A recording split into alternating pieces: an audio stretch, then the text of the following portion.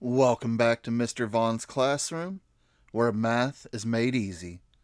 Before we get started, I'd like to ask you to please hit the subscribe button and give this video a thumbs up. And whether you have a question or whether you just have something to say, please engage with a comment below.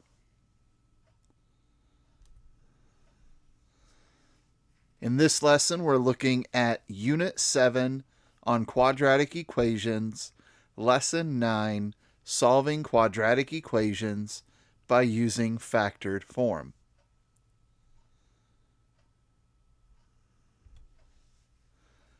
Our learning goal in this lesson is to solve some quadratic equations that before now we could only solve by graphing.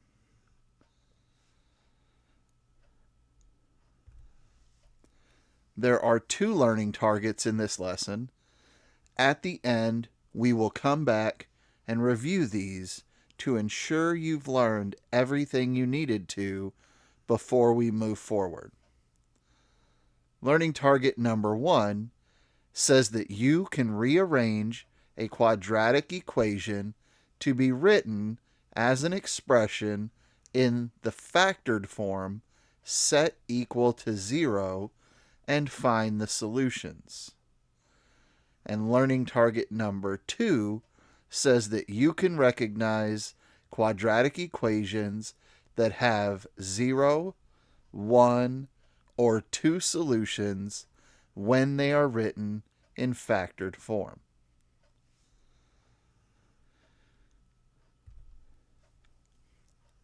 For glossary terms, we have coefficient. You just need to remember that a coefficient is the number that is being multiplied by the variable. So they gave us a couple of examples here. When we see 3x plus 2, the 3 is the number multiplying the variable, so the coefficient is 3. In the second example, we have 5 plus p. We don't see a number multiplying the variable, so it is understood to be 1. Because if you multiply by 1, you don't actually change anything, so we don't need to actually write the 1 when we write the expression.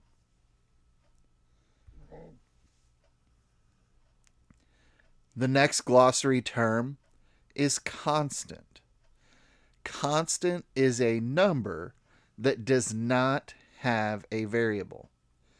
So they gave us a couple of expressions here. The first one is 5x minus 8.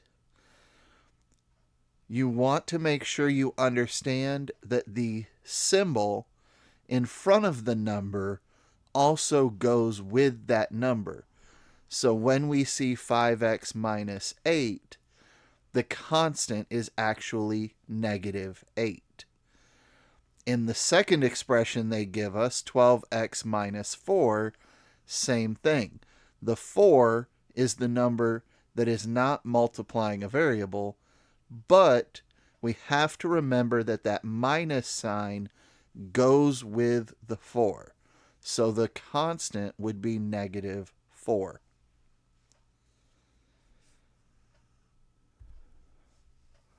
Our next glossary term is linear term. This is the bx term in a standard form expression. What this means is that we have x to the power of 1. So in a standard form, it's your bx. In a factored form, each of the factors is going to be a linear term because they're each going to have x to the power of 1.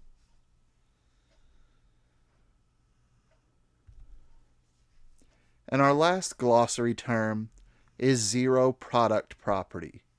This simply says that if we are using multiplication and our answer is 0, then one of the things that we're multiplying must also be 0. That's the only way you can multiply and get 0 as an answer. This is going to be very important because when we put something in factored form, we set each of those factors to 0 because we're saying one of them must be 0 in order for the function to be 0, which means y would be 0, so our solutions would be the x-intercepts.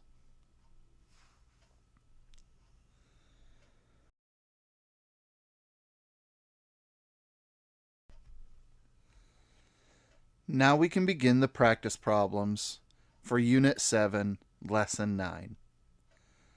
The first one gives us 5 different factored form quadratic equations, all set equal to 0.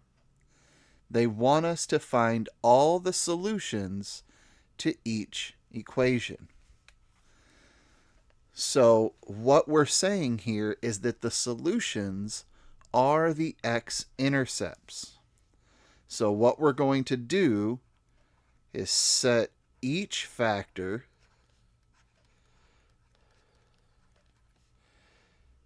equal to 0 and solve for x.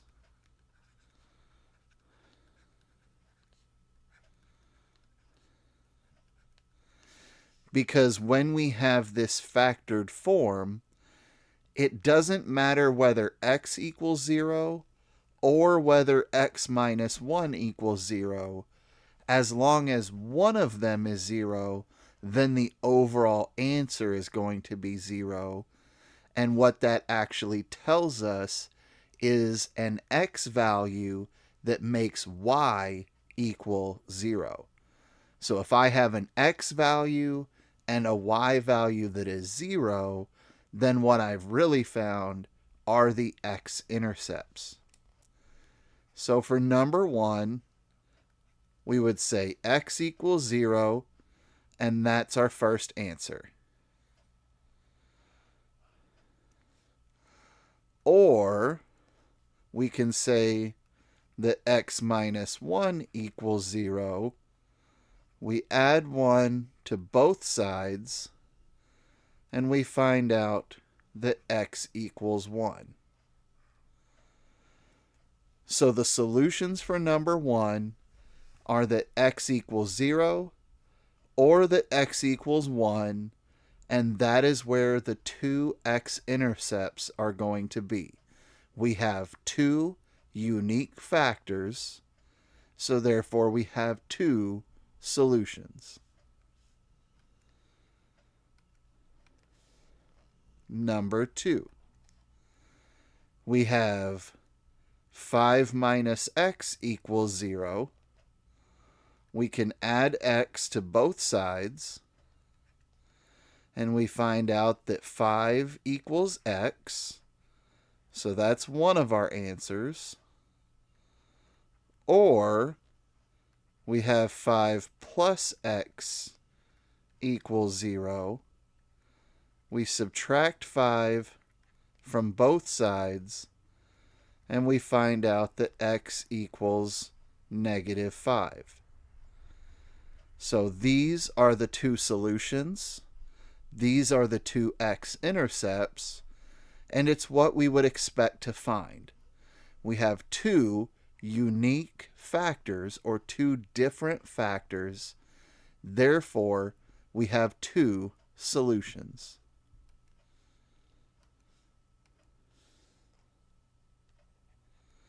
Number 3. First, we can say that 2x plus 1 equals 0. We would subtract 1 from both sides, and we get 2x equals negative 1. Now, we divide both sides by 2, and we get x equals negative 1/2. That is one of our answers. Then we can take the second factor, x plus 8, and set it equal to 0. We subtract 8 from both sides, and we get x equals -8. So these are the two solutions because these are the two x-intercepts. We had two unique or two different factors.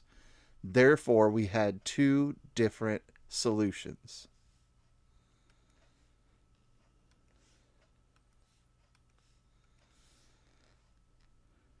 Number 4. This is where you need to pay very close attention. Notice that we have 3x minus 3 times 3x minus 3. While we do have two factors, the factors are the same. So we really only have one unique factor or one different factor. That means we're only going to have one solution.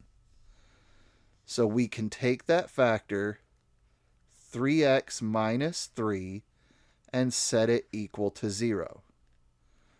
We would add 3 to both sides. That gives us 3x equals 3. We divide both sides by 3, and we have x equals 1.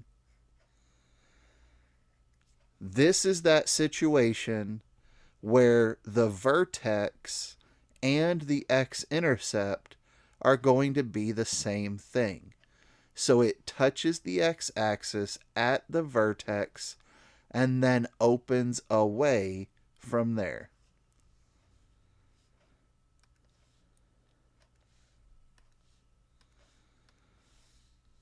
And finally, number 5, we have 7 minus x, and we have x plus 4. That is two unique factors, or two different factors. Therefore, we are going to have two different answers. So we can take the first factor, 7 minus x, and set it equal to 0. We would add x to both sides, and we find out that 7 equals x. So that's the first answer and the first x-intercept. Then we take the second factor, x plus 4, and we set it equal to 0. We subtract 4 from both sides, and we get x equals -4. That is our second solution, and it is our second x-intercept. So what I hope you take away from this practice problem is that when you have a factored form quadratic equation set equal to 0, you are going to have the same number of solutions that you have unique factors or different factors. If you have any questions about this practice problem, please leave a comment below and I'll get back to you with any help that I can offer.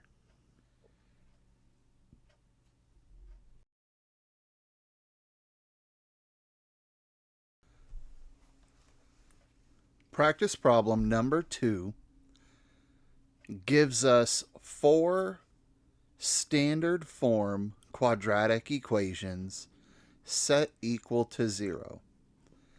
And they want us to rewrite each equation in factored form and then solve using the zero product property. So a couple of notes. When we are factoring, to change it from standard form to factored form, remember that we are going to multiply to equal C, and we are going to add to equal bx. So, as I look at number 1, I have d squared.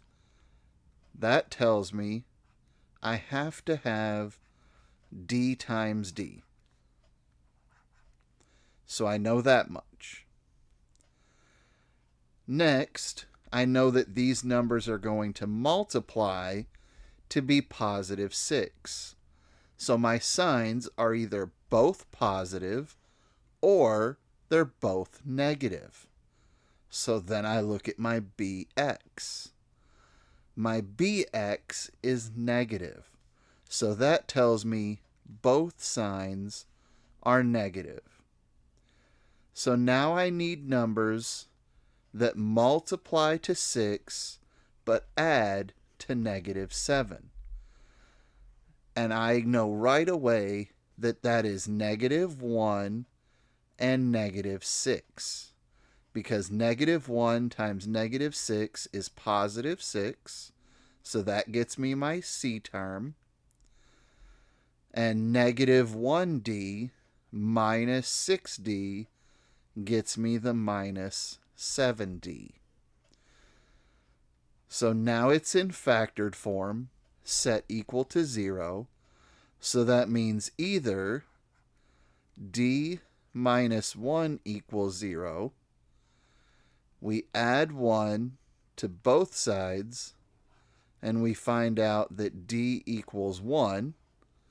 So there's our first answer. Or we say that d minus 6 is the one that equals 0.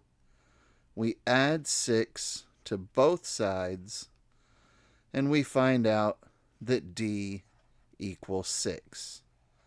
So that is our second answer on number 1.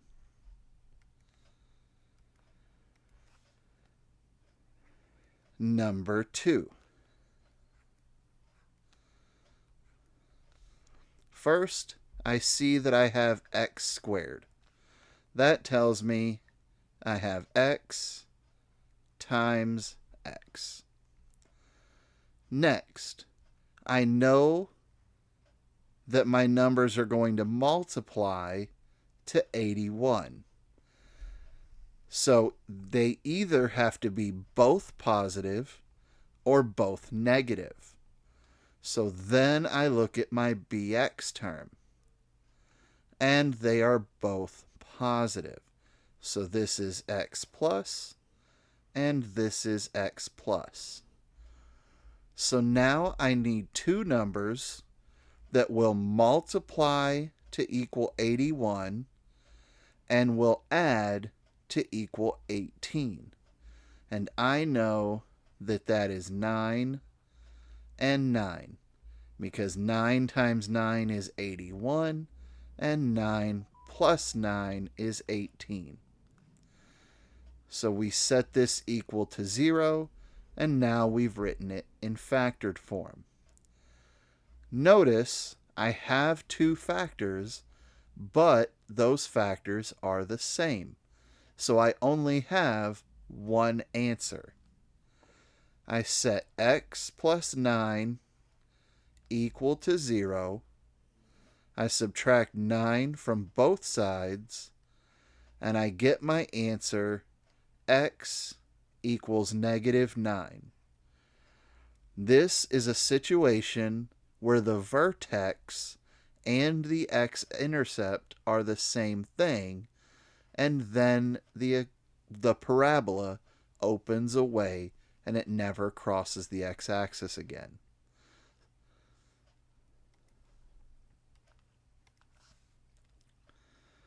Number 3.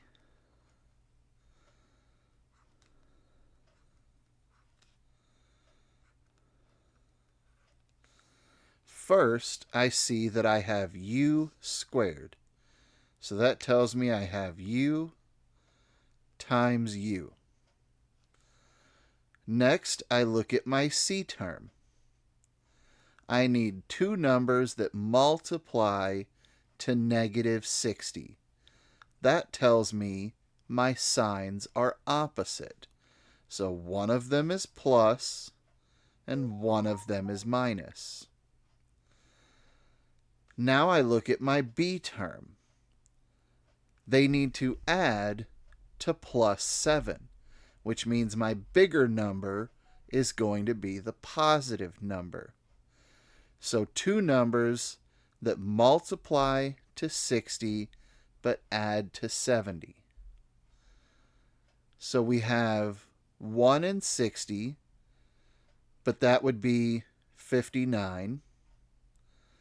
We could have 2 and 30, but 30 minus 2 would be 28.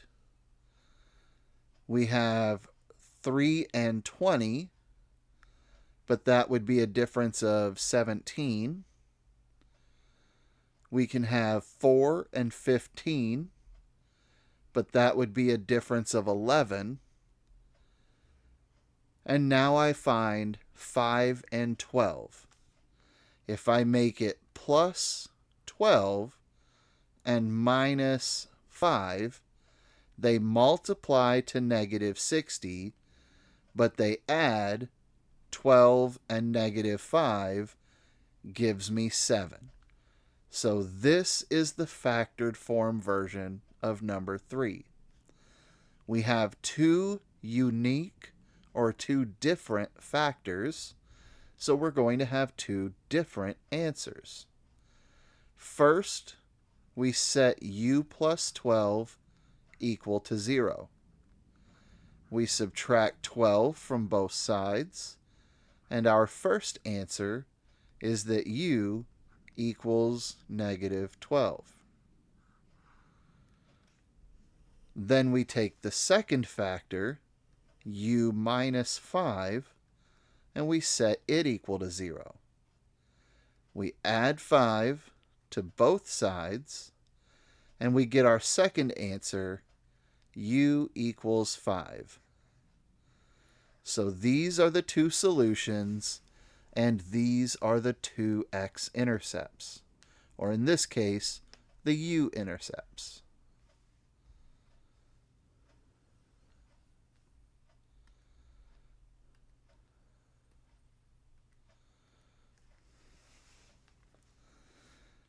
And finally, number 4.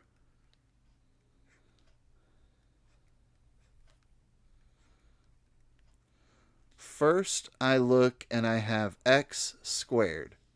So that means I have x times x. Then I look at my c term, and I have plus 0.01. So my numbers need to multiply to 0.01, so they're both positive or they're both negative. Next, we look at our bx term, which is plus 0.2x.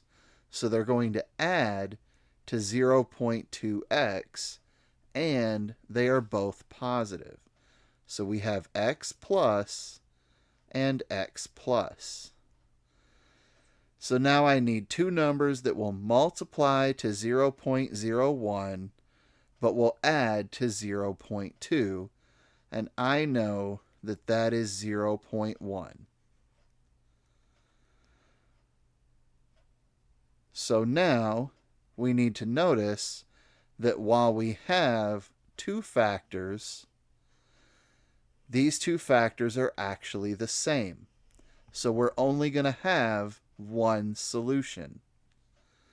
We set x plus 0.1 equal to 0. We subtract 0.1 from both sides, and we get x equals negative 0.1. That is our solution. That is the vertex and the x-intercept being at the same point, and the parabola opening away from there. If you have any questions about this practice problem, please leave a comment below, and I'll get back to you with any help that I can offer.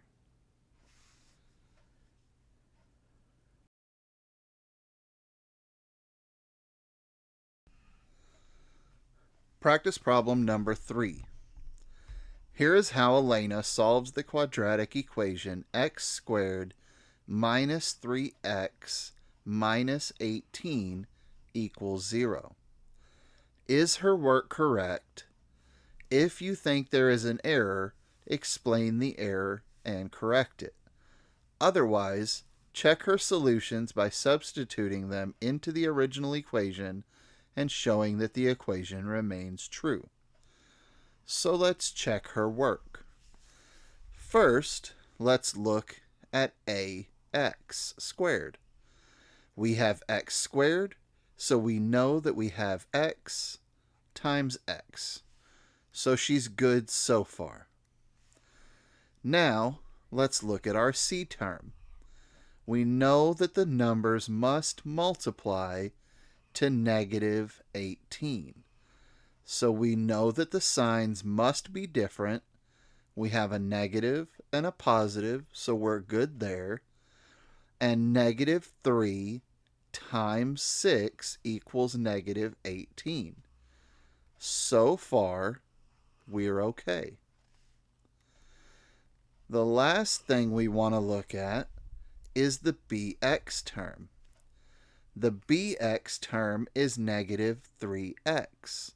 So the bigger factor should have the negative. Well, her bigger factor has the positive.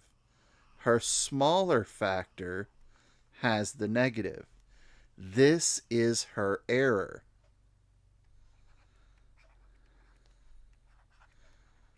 She gave the smaller factor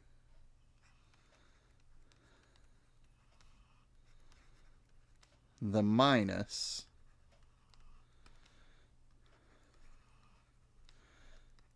when it should have gone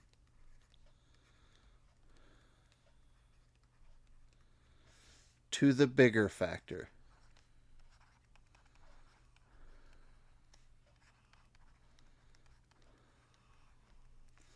So what she should have gotten was x minus 6 times x plus 3 equals 0. Now you would say that x minus 6 equals 0. Add 6 to both sides, and your first answer is that x equals 6. Or you say that x plus 3 equals 0, subtract 3 from both sides, and your second answer is that x equals negative 3. So her answers would not work because her signs are reversed. She got 3 when she should have gotten negative 3, and she got negative 6 when she should have gotten positive 6. To prove that we're correct, let's try the numbers that we got. So that would be 6 squared minus 3 times 6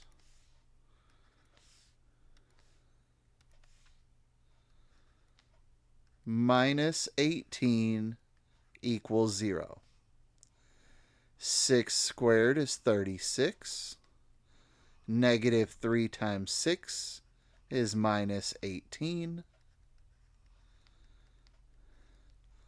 36 minus 18 is 18, and 18 minus 18 is 0. So our first answer is correct. Let's try our second answer to prove that we are right.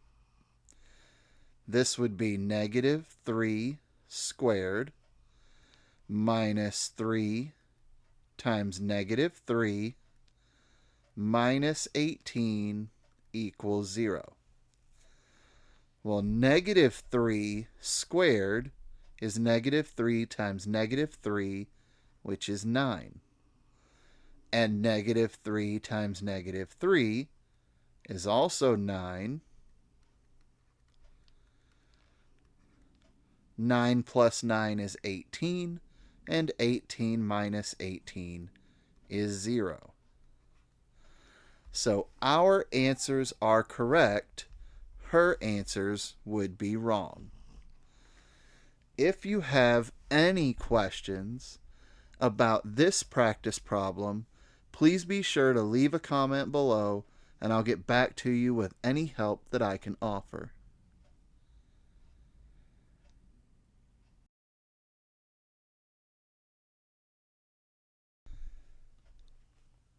Practice problem number 4 is our last practice problem for this lesson. Jada is working on solving a quadratic equation as shown here. She thinks that her solution is correct because substituting 5 for p in the original expression, p squared minus 5p, gives 5 squared minus 5 times 5, which is 25 minus 25, or 0. Explain the mistake that Jada made and show the correct solutions. So if we look at this, she starts out with the original equation. Her next step is to factor a p out of everything on the left. So she changes it from standard form to factored form. That step is correct. It's exactly what Jada should have done. The problem comes in the next step.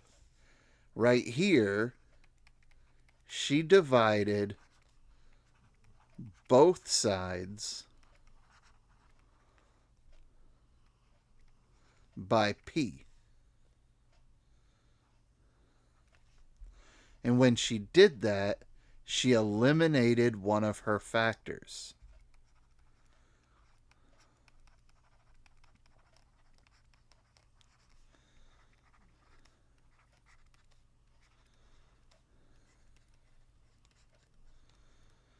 Which means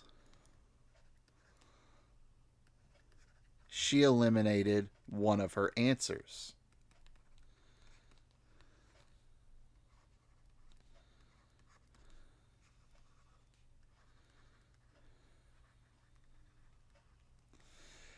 P was also a factor, so she should have set P equal to 0.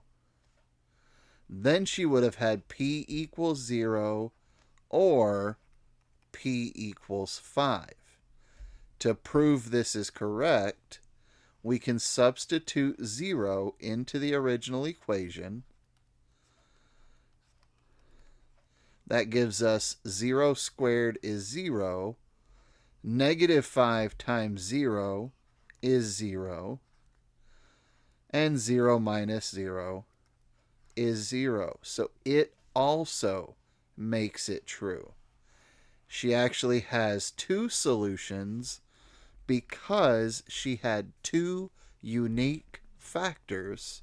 So she has two x-intercepts. So make sure that you do not divide by the variable. You just factor it out, change it from standard form to factored form, and then set each of those factors equal to 0 to find all of your answers. If you have any questions about anything we covered in these practice problems, please leave a comment below, and I'll get back to you with any help that I can offer. Now let's go back, take a look at our learning targets, and ensure that you've learned everything you needed to for this lesson.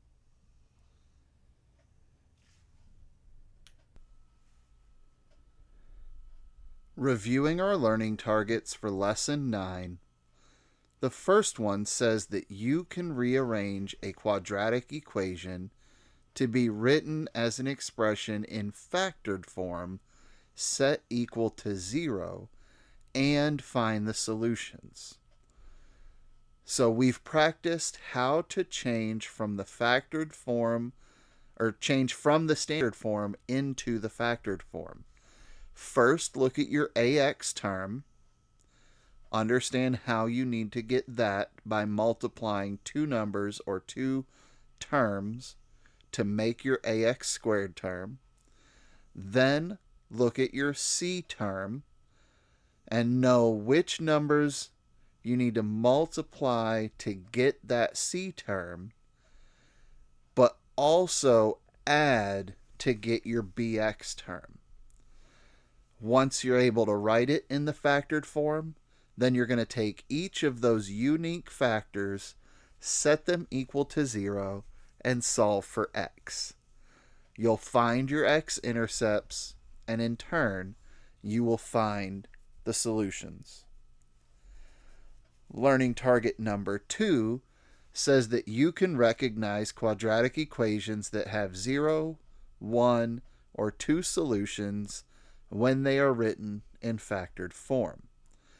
That means you understand that for every unique factor you have, you will have an answer or a solution. So if you have 2 unique factors, you are going to have 2 solutions because you are going to have 2 x-intercepts. If you only have 1 unique factor, then you are only going to have 1 solution because your vertex and your x-intercept are going to be the same point. And if you are unable to write it in factored form, you are not going to have any solutions because you're not going to have any x-intercepts. If you still have any questions about anything from this lesson, please don't hesitate to leave a message below. I'll get back to you with any help that I can offer. If you look in the lower left corner, you'll see a video that YouTube believes you will find helpful. I ask that you please give this video a thumbs up. Please subscribe to the channel, and I look forward to seeing you in the next video.